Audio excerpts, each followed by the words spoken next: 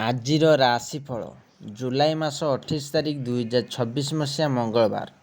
ଚାଲନ୍ତୁ ଜାଣିବା ଆଜିର ପଞ୍ଚାଙ୍ଗ। ଚତୁର୍ଦ୍ଦଶୀ ସନ୍ଧ୍ୟା 6ଟା 27 ଗତେ ପୂର୍ଣ୍ଣିମା, ନକ୍ଷତ୍ର ପୂର୍ବ ଆଷାଢ଼ ଦିବା 2ଟା 2 ଗତେ ଉତ୍ତର ଆଷାଢ଼, ଚନ୍ଦ୍ର ଧନୁ ରାତ୍ରି 8ଟା 42 ଗତେ ମକର।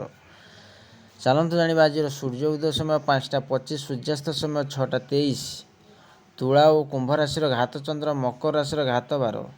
ଆଜିର କାଳବେଳା ଦିବା 1:30 ଗତେ 3ଟା 8 ମଧ୍ୟ, ବାର ବେଳା ଦିବା 7ଟା ଗତେ 8ଟା 40 ମଧ୍ୟ, ବିଶୁଦ୍ଧ ଅମୃତ ବେଳା ଦିବା 8ଟା 40 ଗତେ 10ଟା 13 ମଧ୍ୟ, 12ଟା 37 ଗତେ 1:29 ମଧ୍ୟ, 3ଟା 10 ଗତେ 4ଟା 40 ମଧ୍ୟ, ବିଶୁଦ୍ଧ ବା ମହେନ୍ଦ୍ର ବେଳା ନାସ୍ତି। ଆଜି ବିରି ଏବଂ ଆମିଷ ଖାଇଲେ ଦେହ ପ୍ରତି ହାନିକାରକ ହୋଇଥାଏ। ଚାଲନ୍ତୁ 12ଗୋଟି ରାଶିର ନାମ ଜାଣିବା ଏବଂ କେମିତି ରହିଛି ଆପଣଙ୍କ ଦିନ ସେ ବିଷୟ ଜାଣିବା ପୂର୍ବରୁ ଭିଡ଼ିଓଟି ଭଲ ଲାଗିଲେ ଲାଇକ୍ ସେୟାର ସବସ୍କ୍ରାଇବ୍ କରିବେ। ପାଖରେ ଥିବା ବେଲ୍ ଆଇକନ୍ ଦେବି ଅଲ୍ ନୋଟିଫିକେସନ୍ ଅନ୍ କରିବେ, ଯାହାଫଳରେ ନୂଆ ନୂଆ ଭିଡ଼ିଓ ପାଇପାରିବେ। ପ୍ରଥମ ଦେଖିବା ମେଷ ରାଶି ବ୍ୟକ୍ତିମାନଙ୍କ ପାଇଁ। ଆଜି ପାରିବାରିକ ଜୀବନରେ ଛୋଟ ବଡ଼ କେତୋଟି ଘଟଣାକୁ ବାଦ୍ ଦେଲେ ପ୍ରାୟତଃ ବିଶେଷ ଅସୁବିଧା ରହିବ ନାହିଁ। କର୍ମକ୍ଷେତ୍ରରେ ଅବହେଳିତ କାର୍ଯ୍ୟ ସକାଶେ ଅନୁତାପ କରିବେ। ପ୍ରତ୍ୟେକ କ୍ଷେତ୍ରରେ ଧୈର୍ଯ୍ୟହରା ନ ହୋଇ କାର୍ଯ୍ୟ କଲେ ଉପକୃତ ହେବେ। ସେହିଭଳି ଦେଖିବା ବୃଷ ରାଶି ବ୍ୟକ୍ତିମାନଙ୍କ ପାଇଁ ଆଜି ପ୍ରାତଃକାଳରେ ଆପଣଙ୍କ ଯାତ୍ରା ଭ୍ରମଣ ପ୍ରତିପଦ ହେବ। ସାମାଜିକ ସ୍ତରରେ ପ୍ରତିଷ୍ଠା ଲାଭ ପାଇପାରନ୍ତି। ବାଣିଜ୍ୟ ବ୍ୟବସାୟୀ ପରିବହନରେ ବିବାଦ ବୃଦ୍ଧିର ସମ୍ଭାବନା ରହିଛି।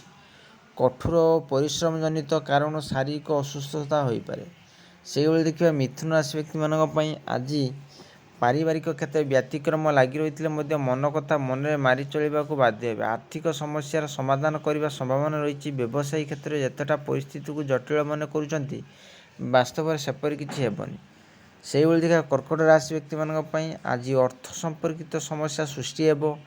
ନିଜର ଫାଇଦା ହାସଲ ପାଇଁ ବନ୍ଧୁମାନେ ମନଲୋଭା କଥା କହି ପାରନ୍ତି। ସ୍ୱାସ୍ଥ୍ୟ ସମସ୍ୟା ଅପରିବର୍ତ୍ତିତ ରହିବ, ଉଦ୍ବେଗର କାରଣ ହେବ।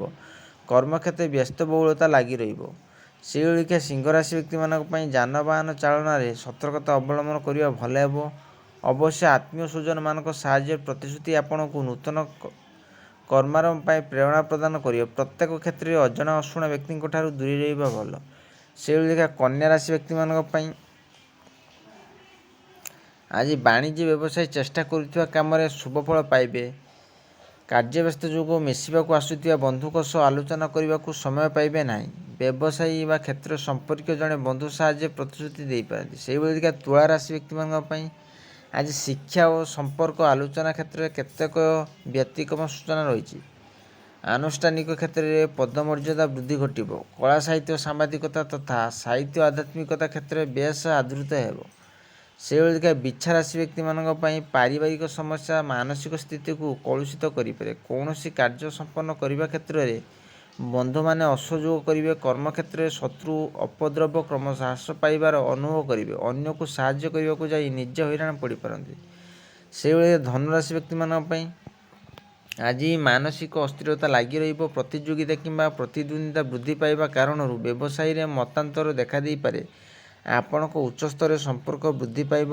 ଜମିଜମା କାରଣକୁ ନେଇ କୌଣସି ନିକଟ ସମ୍ପର୍କୀୟଙ୍କ ସହ ଯୁକ୍ତିତର୍କ ଲାଗିପାରେ।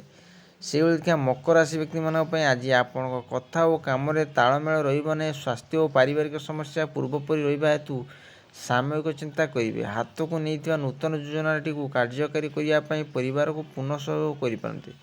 ସେହିଭଳି ଦେଖିବା କୁମ୍ଭ ରାଶି ବ୍ୟକ୍ତିମାନଙ୍କ ପାଇଁ ଆଜି ଆପଣ ଯେଉଁ କାମରେ ହାତ ଦେବେ ସେଥିରେ ନିଶ୍ଚିତ ସଫଳତା ପାଇବେ। କର୍ମକ୍ଷେତ୍ରରେ ହାତ ପାହାନ୍ତାକୁ ସୁଯୋଗ ଆସିଯିବ ହେତୁ ଅଟକି ରହିଥିବା କାମଗୁଡ଼ିକ ତ୍ୱରାନ୍ୱିତ ହେବ। ଯାନ୍ତ୍ରିକ ତ୍ରୁଟି ସମସ୍ୟାକୁ ଦ୍ୱିଗୁଣିତ କରିପାରେ। ଯାତ୍ରାରେ ଜିନିଷପତ୍ର ପ୍ରତି ସତର୍କ ରୁହନ୍ତୁ। ଶେଷରେ ଦେଖିବା ମୀନରାଶି ବ୍ୟକ୍ତିମାନଙ୍କ ପାଇଁ ଆଜି ସ୍ୱଳ୍ପ ବାଣିଜ୍ୟ ବ୍ୟବସାୟୀ ପରିବହନ କ୍ଷେତ୍ରରେ ସମସ୍ୟା ଦୂର ହେବ। ସ୍ୱାସ୍ଥ୍ୟର ଉନ୍ନତି ପାଇଁ ପରିଲକ୍ଷିତ ହେବାର ସାମୟିକ ଆଶ୍ୱସ୍ତି ଲାଭ କରିବେ। ଆଜି ସଭାସମିତି ସତ୍ସଙ୍ଗ ଆଧ୍ୟାତ୍ମିକତା ରାଜନୀତି ପ୍ରଶାସନ ପାଇଁ ଭଲ। ଆଶା କରି ଭିଡ଼ିଓଟି ଭଲ ଲାଗିଲେ ଲାଇକ୍ ସେୟାର ସବସ୍କ୍ରାଇବ୍ କରିବେ, ବେଲ୍ ଆଇକନ୍ ଦେବେ।